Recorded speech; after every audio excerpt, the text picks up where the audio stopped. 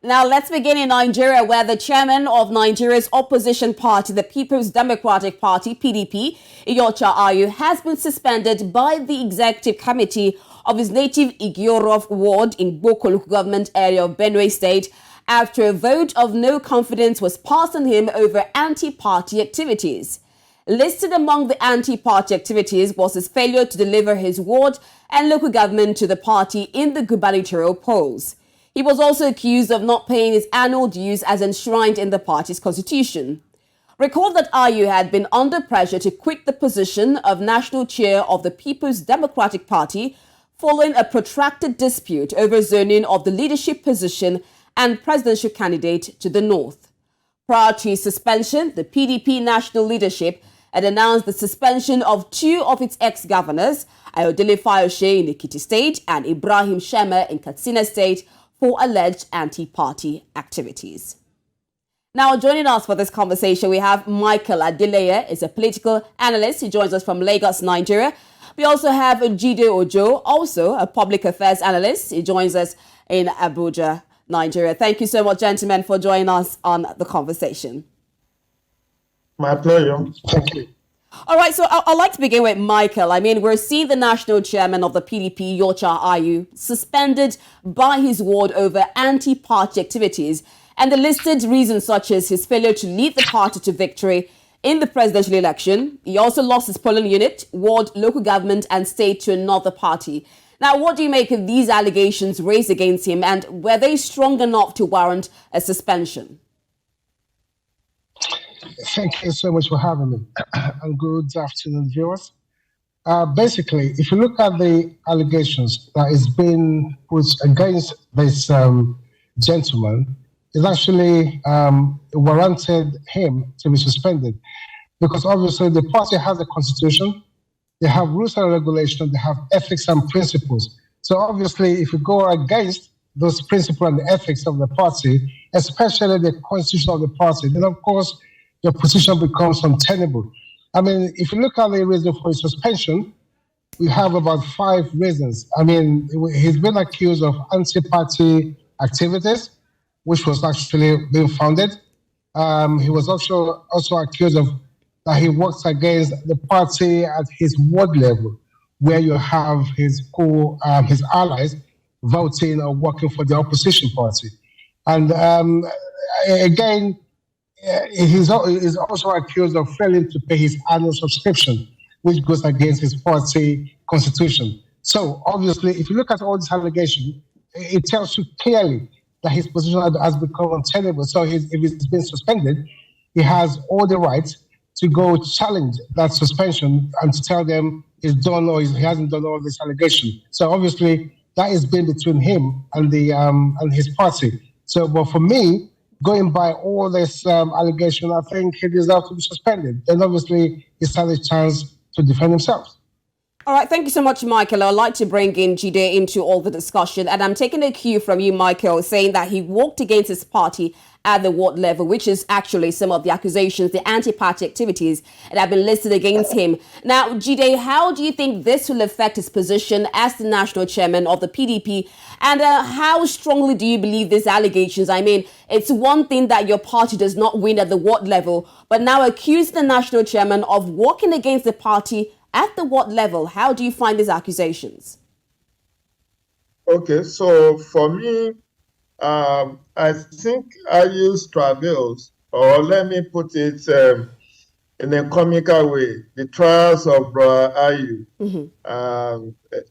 started long before the 2023 general elections, where he said, after being unanimously or, elected chairman of the People's Democratic Party, that if it will take his resignation for the party to be united and to make progress, he will not hesitate to resign. And when he was taken up, recall that this is what led the G5 governors to part ways with the party, because he made that statement that if it will take his resignation, for the party to make progress, he will do so. And they further quoted it to say that if a northerner emerges as the presidential candidate of PDP, he will resign. That is what Wike and his gang call agreement. You remember the popular agreement now, agreement, yeah, agreement now. So now, the Ayu's camp pre-election was saying, hold it, yes, he said it. He said that he will resign if the party has a northern presidential candidate, so that the North does not produce both the chairman of the party as well as the presidential candidate of the party. So his camp pre-election was saying, let us go through the election first. Once the election is done, I will resign. That is what we were fed with, that after the election, he was going to resign. Now the election is over. He has refused to throw in the towel. And when you look at the fortunes of PDP under Iyorchia Ayu's leadership, they have taken a worst hit. Right now, if you look at the presidential election result, Labour Party almost overthrew PDP to come second. So, and when you look at the numbers in terms of membership of National Assembly, in terms of membership of State Assembly, in terms of number of governorship seats won, under Iyorchia Ayu, the fortune of PDP has further declined. Now, let me come quickly, Rita, to the duplicity that Ayu and his National Working Committee members are playing. They have not found the courage to suspend any of the G5 governors who openly have exhibited anti-party activities and who has never hidden their interest in not working for the fortune of the party. So they suspended Fayoshe's son, they suspended Nunamani, they suspended Shema, they suspended Fayoshe Senior. Why didn't they have the courage to suspend Wike, Otom, Iguayi, Okeze Ekpeazu, and Seyi Makinde? Why did they suspend Seyi Makinde now that he has won his re-election in Oyo State? So I think this travails of Brother Ayu is now a spillover that now in his native Benue State, the party has lost the governorship seat and have also come out worse in this election. But overall, the performance of PDP has become more of a shadow of itself compared to pre-2015.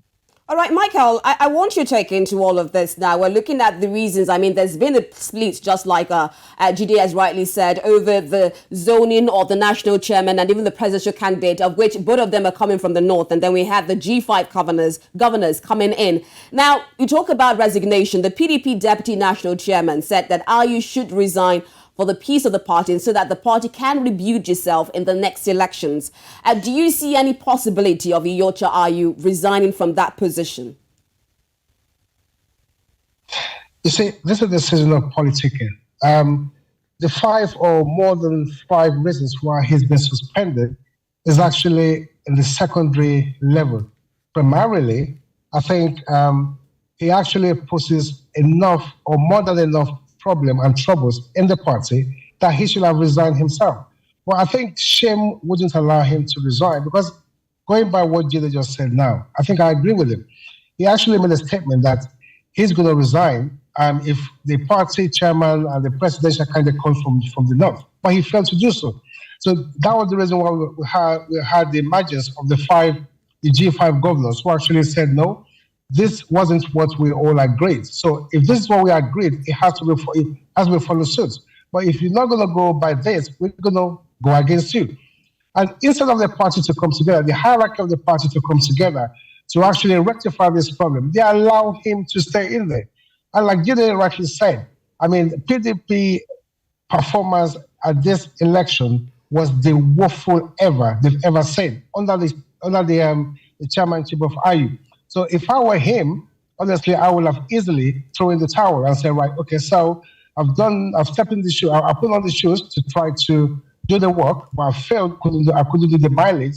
So I'm resigning. But he failed to do so. So what the party are trying to do now is start from the ward level, which is the grassroots of where he emanated from. So if his words are saying you are being suspended, so it's a clear news and message to the state level and to the National Working Committee to say, hi, guy, you need to leave. Just have to leave, because at the moment, I think he's performed woefully under the umbrella of his chairmanship. So if he's not even saying he wants to throw in the towel, I think the party should throw him out. That's my suggestion. All right, thank you, Michael. I would like to bring in Ademola Olariwaju now. He is the Special Assistant for Digital Media Strategy to the presidential candidate Atiku Abubakar. And I don't know if you've been following the discussions, but concerning the national chairman of your party, Iyorchia Ayu, a lot of people, even our guests right here, have scored him that he has performed woefully to position PDP in its rightful place, especially looking at the presidential and the gubernatorial elections. Now, your party chairman has been suspended at the ward level. I mean, with all these allegations and anti-party activities leveled against him, what is your reaction to that? It's woeful that anyone can support an illegal process. Look, the PDP constitution, if anybody has a copy of it, there's a PDP constitution that guides the actions of the People's Democratic Party. Constitution also reiterated in section 59, subsection 3 of that same constitution. It says that notwithstanding anything else in this constitution, no member of NEC can be removed except by NEC. NEC is the second highest authority in the party. The highest authority is the National Convention, followed by the National Executive Council, followed by the National Working Committee. The chairman is the chairman of all three organs. Is the chairman of the National Convention, chairman of NEC, and chairman of the NWC. Now, you cannot remove any member of NEC except by coming to NEC. So if anybody at the world level and believe that they are carried out something that is to be celebrated, then it is a joke. And I'm hearing someone saying that it is in line with the law. No ward executive member can suspend anybody who is a member of NEC. It's in the PDP constitution. The people who are trying to do this thing are the same people who connived to put PDP in this situation where it is of opposition. Their plan was that they will kill the party and then take over the corpse of the party. But unfortunately for them, the PDP is still alive. Okay, now, Ademola, I heard sorry your to guest cut in talking there. and saying that Ademola, the can you hear me? election, how many states was PDP controlling? 13 states. After the PDP, after the election, how many states is PDP controlling? 13. Okay, Ademola, so while you're looking at the issues and saying that people actually against your party chairman, that's Iyorchia Ayu, there's still one question there. I mean, if you look at the activities of the Rivers State Governor, Nyesom Wike, he has made several comments against the PDP, and we can see that he did not even deliver his state during the presidential elections. So why has the Benue State Governor, Samuel Orcho, been called upon for the disciplinary committee, while the other 5 governors, for example, Seyi Makinde and even the Rivers State Governor, Nyesom Wike, has not been called before either the disciplinary committee or even charged for anti-party activities?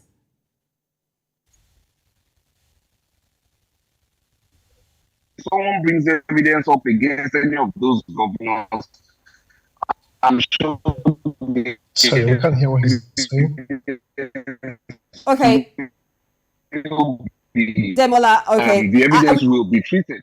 Now, we really want to hear what you're saying, so we'll get back to you shortly. We're trying to get your audio, but in the meantime, while we're still trying to understand the reasons why the others have not been brought forward, I don't know if we have Jide. Jide, I know that you also talked about the fact that the other 5 governors have not been called upon, but we know that Samuel Orcham has been picked up, and he's supposed to face the disciplinary committee of the National Working Committee of the party. I mean, that was called upon by the party chairman, Iyorchia Ayu. So why do you think he was picked out aside the others? I wish I knew, Rita. I wish I knew. That's the double standard you have seen. When these 5 governors were openly exhibiting anti-party activities, they were condoned. What we had was that, oh, after the election, we would deal with them. Why can't you deal with them before the election? Wike accused Ayu of theft, that he stole over 1 billion naira. He said so many unprintable things about Iyorchia Ayu. Why was disciplinary action not taken against Wike, against Seyi Makinde, against Ekweze Ekweazu, against Ifeanyi Igwuanyi? And mark you, Rita, again, there is an history to this. In 2015, former governor of Bauchi State, Adamu Muazu, led the party to a loss at the center, and he was thrown under the bus. He was removed ignominiously. They brought who? They brought what is his name? Former governor of Borno State. They went and shopped for him. At the end of the day, Senator Alimodu Sheriff, at the end of the day, SARS divided the party, and they eventually was able to recover after the Supreme Court decision about the rightful leadership of the party around 2018. That's after the Ekweremadu report that they eventually apologized to Nigerians for all the ignominious things they did in 16 years of PDP. Now, they went for Prince Uche Secondus to lead them into another race of 2019.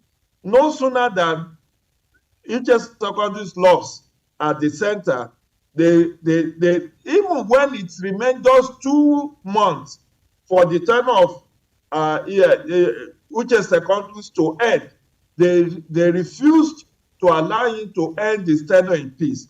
They shot for all manner of allegations against him and pushed him out, including what they are now doing to Ayu by ensuring that his ward in Rivers State suspended him. And we have also seen the same fate befalling Adams Oshiomhole. That's where it started from, where the ward of Adams Oshiomhole in Edo North first suspended him before the court eventually ratified it. Irrespective of what the constitution of PDP says, why is it difficult for PDP to follow its own constitution? When it comes to Ayu now, they want to protect him. They want to quote the constitution, but the constitution was quoted to them when they were doing this to Prince Uche Secondus, when many of us were saying, allow this man to complete his tenure in peace. But rather, they pushed him out. They pushed out Adamu Muazu. They pushed out Barnabas Gemade. They pushed out Ayu Ogbe. So many. I'm not sure there has been any chairman, national chairman of PDP, that have successfully completed his tenure of office. Whether it's Okwesile Iwodo or Vincent Ogbulafo, or Ayu Ogbe, Barnabas Gemade, Adamu Muazu, Bello Ali, and more recently Uche Secondus before Iyorchia Ayu. So I don't think Iyorchia Ayu should allow the party to be further divided. He should just resign and let them have a convention and elect another party. Remember, there will be governorship election in 3 states in another 5 or 6 months. Yeah. That's on November 11, in Imo, in Kogi, and in Bayelsa. Right now, Bayelsa is under PDP. if they are not very careful, what happened in 2019 in Bayelsa may repeat itself. Recall that PDP for the first time was trounced completely in Bayelsa, but for the technicality of the running mate to David Lyon of APC that made the Supreme Court to say his candidacy has been vitiated by the kind of running mates that the party nominated to him. Otherwise, we will have had APC governing in Bayelsa State today. So I think Ayu should just sacrifice and make sure that the PDP is not further divided, because Labour Party is waiting in the wings to take over as the main opposition party.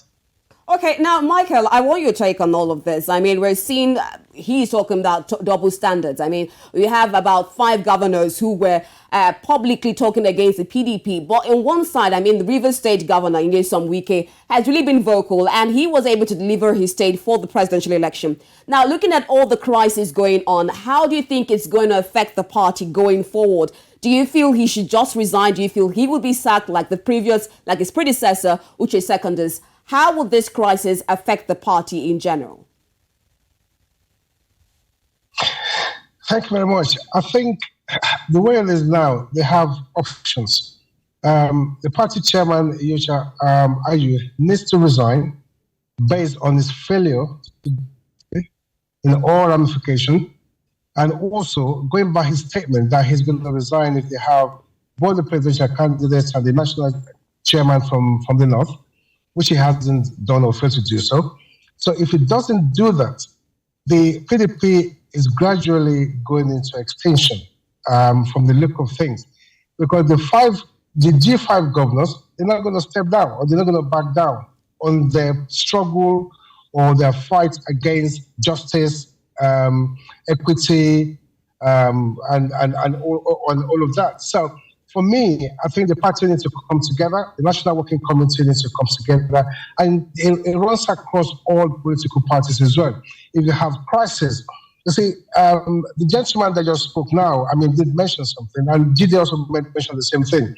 Why are they scared to penalize or to discipline the G5, who actually was clearly very conspicuous activity? They actually worked against the party, but they delivered their own state, their own mandates, but they worked against the party on the presidential platform. So obviously, it was actually an anti-party activity. So why are they scared to bring them under control, put them into order? They couldn't do that because they know they stand for the truth. So the core problem of the party is the national chairman. Had it been he delivered the party on all ramifications, then we won't be saying what we say now, because obviously we say, I stand on what I believe in, and I've delivered. But he has failed woefully.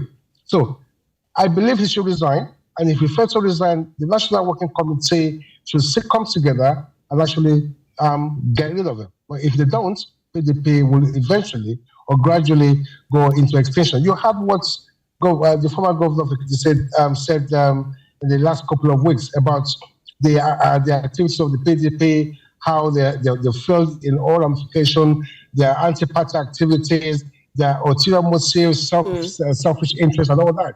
And the guy is actually right. And because Fayose came out to say the truth, now he's been suspended. Well, fair enough. Now, the other new party, the Labour Party, is actually around the corner, like the gentleman actually mentioned earlier. And the Labour Party are watching closely. They would take every opportunity that comes to their door, they would take it and they will consume it. So eventually, PDP is gradually going into extinction unless the National Working Committee take a very swift action at the moment to get rid of the national chairman, Iyorchia Ayu, and obviously overhaul the whole system to make sure they now come back to normality. If not, I'm afraid they're going into extinction. That's a tough one for the People's Democratic Party, but unfortunately we'll have to stop the discussion here. Thank you so much, Michael Adele, Gide Ojo, and Ademola Olayiwaju for joining us on this conversation. Thank you. My pleasure.